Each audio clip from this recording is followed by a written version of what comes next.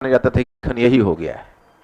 पहले मतलब क्या माना जाता था कि साम्राज्य, जैसे आप देखते हो ना, युग के साथ हर धारणा बदलती है कि नहीं। पहले माना जाता था कि खूब दूध दही घी खाने वाले लोग बहुत स्वस्थ होते हैं। अब माना जाता है कि नहीं, अगर स्वस्थ होना है तो इसको छोड़ना पड़ेगा, कम करना पड़ेगा। क्या पूरी धारणा ही बदल गई है। पहले लोग मानते थे कि जो किसान जितना केमिकल फर्टिलाइजर देता है उतना प्रगतिशील होता है। अब माना जाता है कि बिना केमिकल फर्टिलाइजर का काम कर सको तो जमीन की भी जान बचाओगे और अपनी भी जान बचाओ। तो युग के साथ हर चीज का मूल्यांकन बदलता है। आज की तारीख में माना गया, यही अभी रिचर्ड एम एटन, इस ये लेटेस्ट बुक 2018 में ही 2019 में ही निकली है। ये बड़ा इस्लाम पर एक बहुत बड़ा स्कॉलर माने जाते हैं। तो ये सल्तनत मुगल को लेकर इन्होंने निकाला है। कुछ कुछ नई बातें भी है, तो हम एसिमुलेट करते चल रहे हैं जो चीज़ हम लोगों के बैच में है। तो मतलब जो लेटेस्ट ट्रेंड आपका आता है उसके हम टच में रहते हैं, तो आपको उसके लिए टेंशन की जरूरत नहीं, वो आपको खुद ही आपको समझ में आ जाएगा। जैसे देखो, इसने रिचर्ड एम एटन ने एक बात लिखी। उन्होंने कहा कि जब तक सल्तनत रहा, तुम लोग मेंटली अलर्ट हो कि नहीं। अब तो तुम लोग सोचने की स्थिति में आ गए हो, लेकिन पूछ रहे थे कि सल्तनत भारी तो नहीं लग रहा। हाँ ठीक है ना। हाँ, घर पर जाके कुछ मनन चिंतन कल किया था, सूफी में कुछ किनारा लगा कि नहीं। अच्छा, सूफी वाले में तो आज जानबूझ के मैंने वही क्वेश्चन डाला था, मैनेज हो गया था। आवाज तुम लोग की बोलती बंद क्यों हो जाती है। कल तो मैंने पॉइंट ही करवा दिया था, पहला पार्ट कर दूसरा पार्ट का वही लेके उतार दिए। क्या ये अपने मन से लिखे हो। हाँ, तू तो लिख रहे थे एक्सटेम्पोर, मैंने वहां देखा था। हाँ, उतारा नहीं ना। तो क्या वो 200 शब्द में मैनेज हो गया था। दोनों के जो रहस्यवादियों के विचार एक दूसरे से इतने समान थे, क्या क्यों समान थे पता चल ही गया होगा। और इसने सामान्य भाव भूमि बन गया रास्ता। अब ये क्वेश्चन तुमने लिख दिया, उसके बाद भक्ति सूफी में कौन तुम्हारा मुकाबला कर सकता है। ये जो सूफी है, ये अब तक का सबसे स्टैंडर्ड क्वेश्चन सूफीजम पर था जो आज मैंने तुम लोगों से पूछा। मैंने सोचा मैं डाल के ही देख लेता हूँ, अगर अपने मन से लिख दिया तो बहुत बड़ी बात हो जाएगी। तो ये 2005 और 7 में पूछा था, तो सब उठ पटांग लिख के आए थे। कोई भक्ति सूफी पर जो मन आता है लोग लिख देते हैं। एग्जाम हॉल में जो मन आता है लिख देते हैं। तुम लोग तो कम से कम ये डर रहता है कि बाद में हमारी कॉपी खुल जाएगी, वहां तो ये भी डर नहीं रहता है। अपना समझेंगे परीक्षक झेल लेंगे, वो हमारा काम है लिख डालना, लिख दिया। तो रिचर्ड एम एटन ने एक बात कही है, मेंटली अलर्ट हो तुम लोग। इसने कहा कि जब तक सल्तनत रहा तब तक दिल्ली में लिखने वाले जो फारसी लेखक थे, तो राजकीय भाषा तो फारसी ही रही। और वो फारसी लेखक लिखते तो हमेशा हिंदुस्तान पर तुर्कों की विजय और यहाँ के देसी लोगों पर उनकी सफलता को दर्शाते थे। लेकिन जब रीजनल स्टेट का विकास हुआ तो रीजनल स्तर पर रीजनल साहित्य फला फूला। जैसे तुम को पीछे से, जैसे अब इस्लाम की भाषा के रूप में, अभी मतलब अब तुमको अगर मान लो इस काल में भाषा साहित्य पर ही लिखना है, तो चलो इस्लाम की, जब इस्लाम भारत में, जब तुर्की शासन की स्थापना हुई तो अपने साथ अरबी भाषा लेकर आए थे। लेकिन जैसे संस्कृत हम लोगों की बोलचाल की भाषा नहीं है, वो धर्म की भाषा के रूप में स्थापित हो गई। और बोलचाल की भाषा वही पाली प्राकृत से आगे चलकर बनी रही, तुमने देखा। उसी प्रकार से वहां पर उन लोगों की धार्मिक भाषा जो इस्लाम की थी वो तो अरबी थी, क्योंकि ओरिजिनल पैगंबर मोहम्मद, कुरान, हदीस सब अरबी में लिखा हुआ। लेकिन जो वो हिंदुस्तान में आए तो वो भाषा लेकर तो फारसी भाषा आई। और फारसी भाषा कहां से ली गई, फारसी भाषा कहां की थी। अच्छा, एक बात तुम लोग की मेमोरी थोड़ा टेस्ट कर लेता हूं कि फारसी भाषा का पुनर्जागरण किसके समय हुआ था, कौन कौन बताएगा। माना जाता है, अच्छा इतना पर भी नहीं पकड़ पाए, क्या करते हो, दूसरा धंधा स्टार्ट कर दिया आजकल। क्या फारसी भाषा का डेफिनेशन तुम लोग को शुरू में नहीं लिखवाया था क्या। छोड़ो इस बात को भी छोड़ो, अब मैं और भी क्लू देता हूं, बोलना कोई नहीं, केवल हाथ उठाना। कि फारसी भाषा का जो महान लेखक फिरदौसी है वो किसके दरबार में रहा था, कौन कौन बताएगा। तुम रिवीजन नहीं कर रहे हो क्या, नहीं रिवाइज किया है कि नहीं, ईमानदारी से बताओ पीछे। तुम लोग का टेस्ट का डेट सल्तनत का दे दिया जाता है इसी संडे को, पूरे सल्तनत को मिलाकर पेपर होगा। नहीं नहीं, कोई अगला वाला संडे, अगले फिर मुगल अफेक्टेड हो जाएगा। मुगल सल्तनत से ज्यादा क्वेश्चन मुगल से पूछेगा। लेकिन सल्तनत में मुझे इतना टाइम मैंने क्यों दिया है, सल्तनत का फाउंडेशन क्लियर नहीं होगा तो मुगल का भी नहीं होगा। अब तो मुगल वाला फटाफट तुम्हारा निकलता चला जाएगा। सब उसी ट्रेंड पर है ना। चेंजेस केवल देखना है, राजनीति में चेंज देखना है, प्रशासन में चेंज देखना है, इकोनॉमी में चेंज देखना है, सोशल में चेंज देखना है। तरीका तो मैंने दोनों का इतना सुगम डेवलप कर दिया है, फिर तुम लोग क्यों फंस रहे हो मुझे पता नहीं। फैक्ट्स भी ज़्यादा नहीं, दोनों को ज़्यादा फैक्ट्स का भी वजन नहीं है। क्या क्या नहीं रहता है?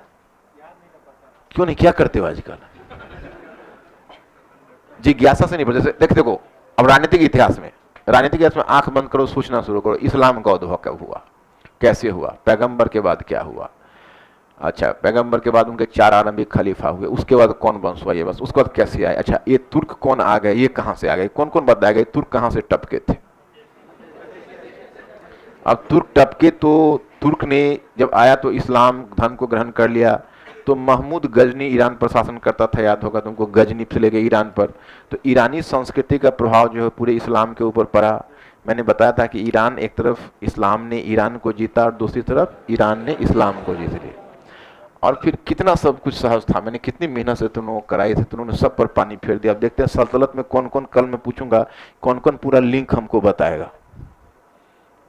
कल तक हमको पूरा लिंक चाहिए, कौन कौन बताने जा रहा है।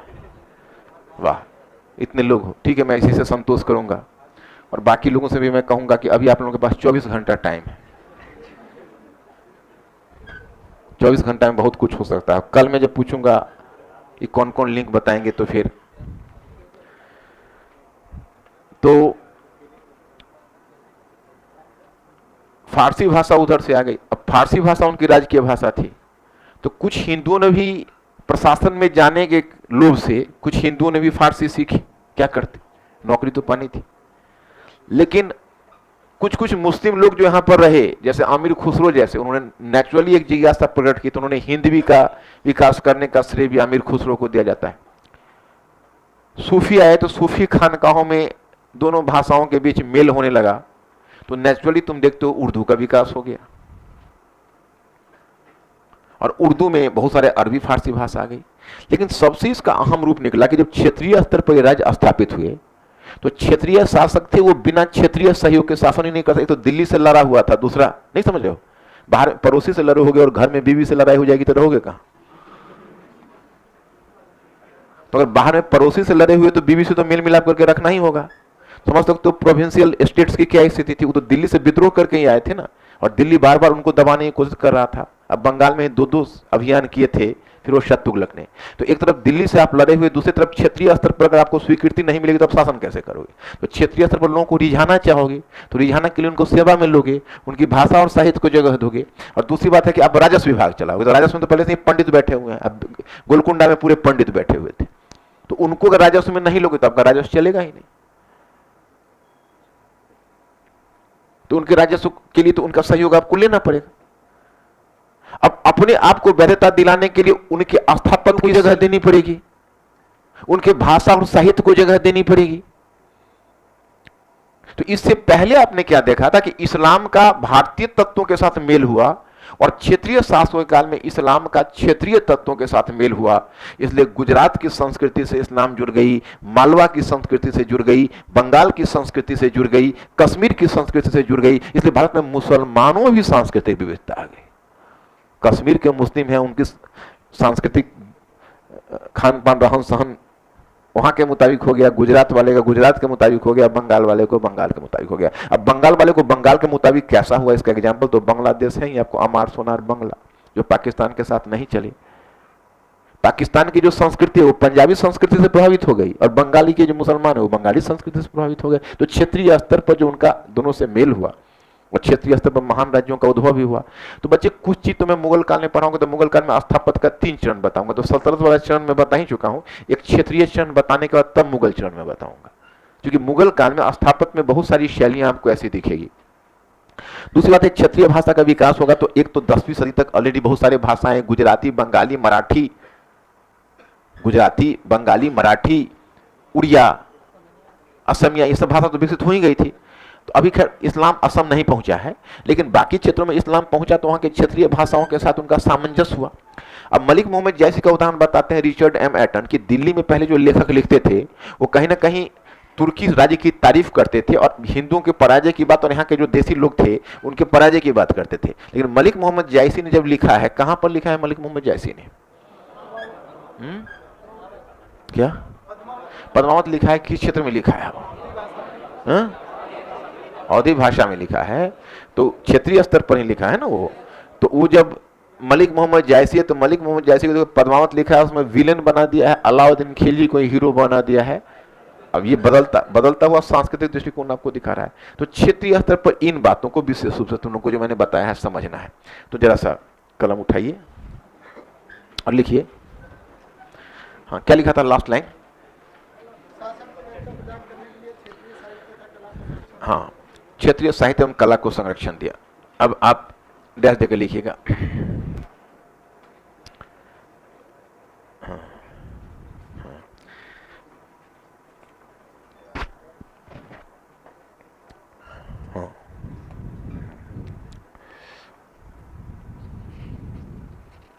हाँ। अब हाँ, पॉइंट बना रहे हो क्या? पॉइंट बनाए हो क्या? नहीं। तो अब लिखिएगा कि हाँ, हाँ लिखिएगा, हाँ क्षेत्र, हाँ लिखिएगा क्षेत्रीय राज्यों की स्थापना के प्रभाव को, इसी में कंटिन्यू कंटिन्यू, क्षेत्रीय राज्यों की स्थापना के प्रभाव को निम्नलिखित रूप में समझा जा सकता है। स्थापना के प्रभाव को निम्नलिखित रूप में समझा जा सकता है। अब डैश देकर पॉइंट फर्स्ट लिखिए।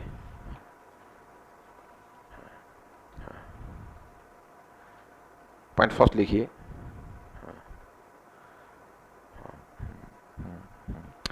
पॉइंट फर्स्ट में लिखिए कि सल्तनत के बिगड़, अच्छा एक बात बताओ, तुम लोगों को मैंने पढ़ाया हुआ है, जरा अपनी मेमोरी टेस्ट कर लो।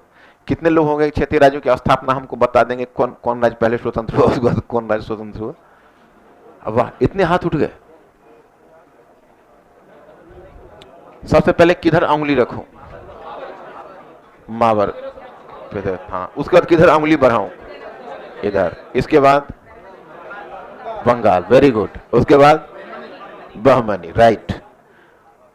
इसके बाद सब एक ही साथ है।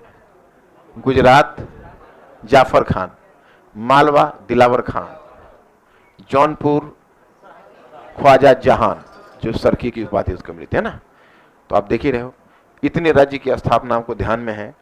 तो इसमें बड़े पावरफुल किंग भी हुए हैं, जैसे जौनपुर में इब्राहिम शाह सरकी एक पावरफुल किंग हुआ, और मालवा में महमूद प्रथम महत्वपूर्ण पावरफुल किंग है।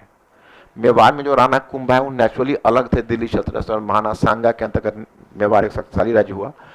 और अगर आप मालवा में महमूद खिलजी है, गुजरात में अहमद शाह हुआ, और अहमद शाह के बाद महमूद बेघरा। महमूद बेघरा उसका नाम था क्योंकि 2 किले को जीतने का श्रेय, थोड़ा वो विचित्र व्यक्तित्व भी था। वो उसकी मूछ इतनी बड़ी थी कि पीछे चोटी की तरह बांध कर रखता था, उन्होंने मूछ को बढ़ा के रखा था, और बचपन से ही पॉइजन पर पला था। उसके शरीर पर कोई मक्खी बैठ जाती थी तो खुद मर जाती थी, तो कुछ करना नहीं होता था। और वो खाना दिन भर में 50 किलो खाता था, और रात में सोने के समय 10-15 किलो खाना लेकर सोता था, क्योंकि रात में उसको भूख लग जाती थी, तो फिर जगने के बाद फिर रात में खाता था और फिर सोता था। मतलब ये सतीश चंद्र लिखे, कोई मनगढ़ंत बात मैंने नहीं कही। लेकिन वो बड़ा सफल शासक माना जाता है। सफल शासक इसलिए माना जाता है कि उसमें बहुत सारी योग्यताएं थी। तो आप पॉइंट फर्स्ट में लिखिएगा। हाँ, ये तो तुम लोगों ने याद रखा हुआ है, वेरी गुड। लिखिएगा कि हाँ, कि सल्तनत के विघटन के बाद क्षेत्रीय स्तर पर, सल्तनत के विघटन के बाद क्षेत्रीय स्तर पर कुछ योग्य अमीरों एवं सरदारों के द्वारा, कुछ योग्य अमीरों एवं सरदारों के द्वारा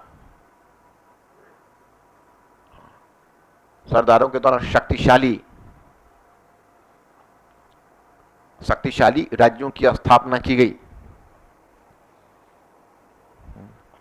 शक्तिशाली राज्यों की स्थापना की गई।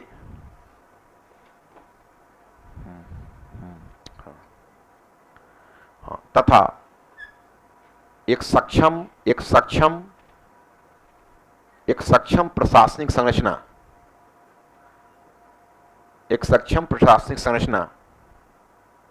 की नींव डालने का प्रयास किया गया।